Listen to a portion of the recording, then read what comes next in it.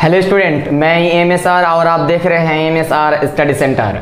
आज हम फिर से आए हैं आप लोगों का क्लास 10 का क्लास जो क्वेश्चन और आंसर चल रहा है उसको बढ़ाते हुए हैं कि आज का जो पढ़ेंगे रासायनिक अभिक्रियाएं एवं समीकरण का 8 नंबर क्वेश्चन नंबर 8। निम्न अभिक्रियाओं के लिए संतुलित रासायनिक समीकरण लिखिए। इसके पहले बहुत सारा रासायनिक समीकरण हम लोग लिख चुके हैं, जो संतुलित असंतुलित क्या है इसका व्याख्या, इसका पूरा वर्णन हम कर चुके हैं। जरूर एक के बाद एक वीडियो देखते रहिएगा तो आसानी से समझ पाइएगा कि एक्चुअली संतुलित क्या है, असंतुलित रासायनिक समीकरण क्या है, संतुलित रासायनिक समीकरण किस प्रकार करना है। अब आते हैं कि ये जो 8 नंबर का ये नंबर में दिया है कि लैंग्वेज में दे दिया गया है, इस प्रकार का समीकरण। पहले इस समीकरण का सूत्र या संकेतों के द्वारा हमें समीकरण के रूप में लिखना है, फिर उस समीकरण का संतुलित रूप देना है। तो पोटेशियम ब्रोमाइड के साथ बेरियम आयोडाइड के साथ रिएक्शन जब करता है, दोनों अभिकारक जब मिलता है तो प्रोडक्ट के रूप में पोटेशियम आयोडाइड और बेरियम ब्रोमाइड मिलता है। ये आप लोगों का एनसीईआरटी जो अभ्यास वाला प्रश्न ये इसका 8 नंबर में है। तो पोटेशियम ब्रोमाइड का फॉर्मूला क्या होता है? पोटेशियम ब्रोमाइड का फॉर्मूला होता है के मतलब पोटेशियम ब्रोमीन लगा दीजिए, उसमें पोटेशियम ब्रोमाइड हो गया। इसके साथ अगर बेरियम है, बेरियम मतलब Ba और आयोडाइड मतलब I, इसके साथ 2 लगा दीजिए तो हो गया बेरियम आयोडाइड। तो जब ये दोनों रिएक्टेंट रिएक्शन करता है तो इसके फलस्वरूप पोटेशियम आयोडाइड मिलता है, साथ में बेरियम ब्रोमाइड मिलता है, बेरियम ब्रोमाइड मिलता है।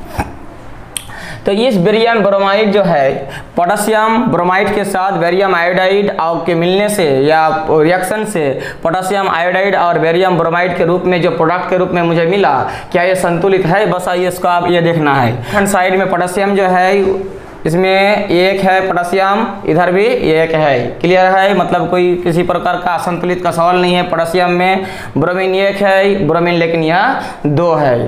तो ब्रोमीन हमें इसे 2 बना देना है, लेकिन यह हम यह नहीं लिख सकते, ये सामने लिखना है।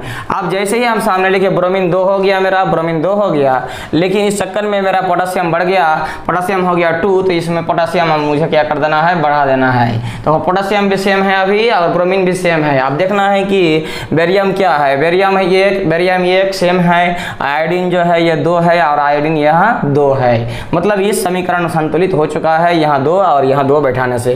अब आते हैं नेक्स्ट जो 8 नंबर का बी में दिया है जिंक कार्बोनेट। क्या है? Zinc carbonate. इसका फॉर्मूला क्या होता है? ZnCO3। कार्बोनेट मतलब CO3, तो जिंक कार्बोनेट लगा दीजिए ZnCO3। जिंक कार्बोनेट जब टूटता है तो क्या क्या यहाँ मिला है? Zinc oxide. जिंक ऑक्साइड का फॉर्मूला होता है ZnO, और कार्बन डाइऑक्साइड तो हम छोटे से जानते हैं CO2, कार्बन डाइऑक्साइड। तो ये हो गया जिंक कार्बोनेट टूटने से जिंक ऑक्साइड और कार्बन डाइऑक्साइड बन गया। अब देखना है कि संतुलित है या असंतुलित है। इधर जिंक 1 है, इधर जिंक 1 है, कार्बन 1 है, कार्बन 1 है, ऑक्सीजन 3 है, ऑक्सीजन 2 और 1 3 है। मतलब ये समीकरण पहले से ही संतुलित है, इसीलिए इसे संतुलित करने की कोई आवश्यकता नहीं है। अब आते हैं हाइड्रोजन के साथ क्लोरीन, जो सी नंबर में दिया है। हाइड्रोजन के साथ क्लोरीन के रिएक्शन के फलस्वरूप हाइड्रोजन क्लोराइड उत्पाद के रूप में मिलता है। तो हाइड्रोजन क्लोराइड, हाइड्रोजन का फॉर्मूला होता है H2 और क्लोरीन का फॉर्मूला होता है Cl2। तो हाइड्रोजन और क्लोरीन जब आपस में मिलता है तो हाइड्रोजन क्लोराइड मतलब HCl, जिसे हाइड्रोक्लोरिक अम्ल भी कहा जाता है, ये मिल गया हो गया मेरा प्रोडक्ट। लेकिन इसमें आप देखना है कि संतुलित है कि यहाँ H2 है, लेकिन यहाँ H है, यहाँ Cl2 है, Cl है। मतलब यहाँ से 2 लगा देते हैं तो मेरा क्या मिल जाता है? हाइड्रोजन और क्लोरीन मेरा डबल हो जाता है। तो इस प्रकार मेरा ये समीकरण क्या हो गया? संतुलित रासायनिक समीकरण के रूप में स्पष्ट हो गया।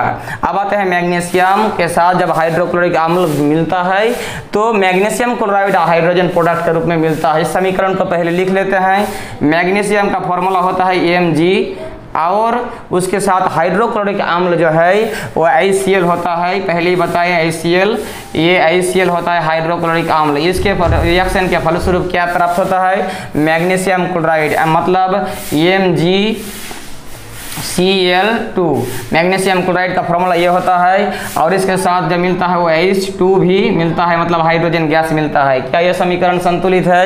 देख लेना है। यह Mg1 मतलब मैग्नीशियम सेम है, हाइड्रोजन 1, लेकिन यहाँ हाइड्रोजन कितना है? 2 है। इसमें अब हम मुझे क्या लगा देना है? 2 लगा देना है।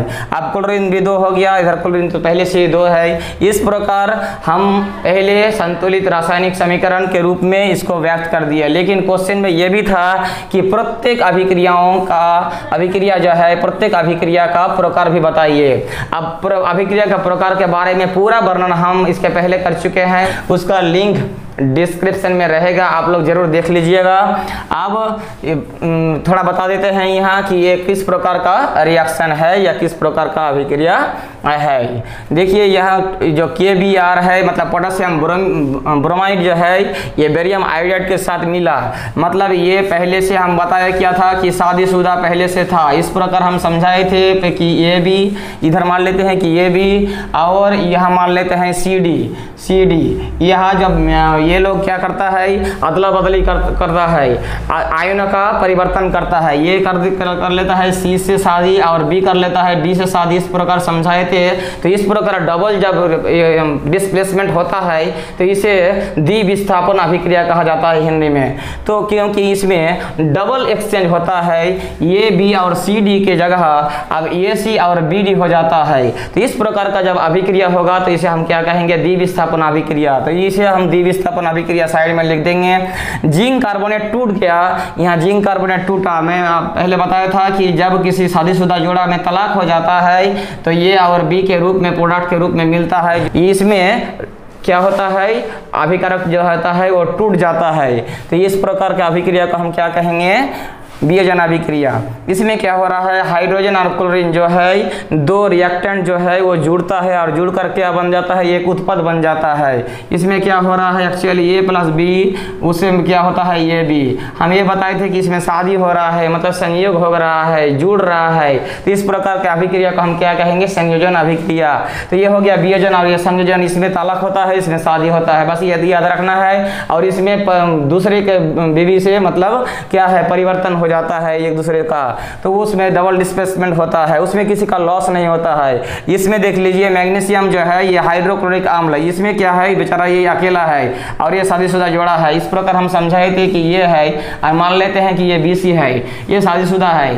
तो ये क्या करता है? ये भी ये C से शादी कर लेता है और C बेचारा अकेले पड़ जाता है। तो इस प्रकार में इसमें क्या होता है?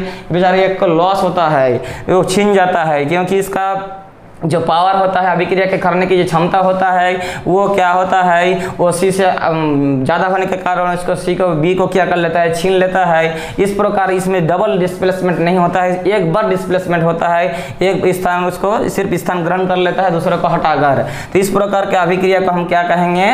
विस्थापन अभिक्रिया कहेंगे। देखिए ये मैग्नीशियम जो है ये क्या करता है? हाइड्रोजन को हटा देता है, हाइड्रोजन को हटा के हाइड्रोजन को अलग कर देता है, और क्लोरीन को अपने और क्या करता है? अपने साथ जुड़ लेता है। तो इस प्रकार का अभिक्रिया को विस्थापन अभिक्रिया कहते हैं। ये हम पूरा वर्णन आप लोगों को अपना जो हम लोग पढ़ रहे थे उस समय हम पूरा इसका वर्णन कर चुके हैं। तो इस प्रकार इस आंसर का हम लोग करेंगे 8 नंबर वाला, कि पहले हम लैंग्वेज को समीकरण का रूप देंगे, फिर उसे संतुलित करेंगे और फिर बता देंगे कि ये किस प्रकार का अभिक्रिया है। तो आशा करते हैं कि आप लोगों को ये समीकरण वाला जो संतुलित करने का जो बार बार सवाल आ रहा था आप लोगों को समझा पाए हैं। उम्मीद है कि आप लोग समझ पाए हैं। अगर किसी प्रकार का कोई डाउट है तो कमेंट बॉक्स में जरूर लिखिएगा, शेयर और लाइक करना मत भूलिएगा, और सब्सक्राइब तो जरूर कर लीजिएगा। धन्यवाद।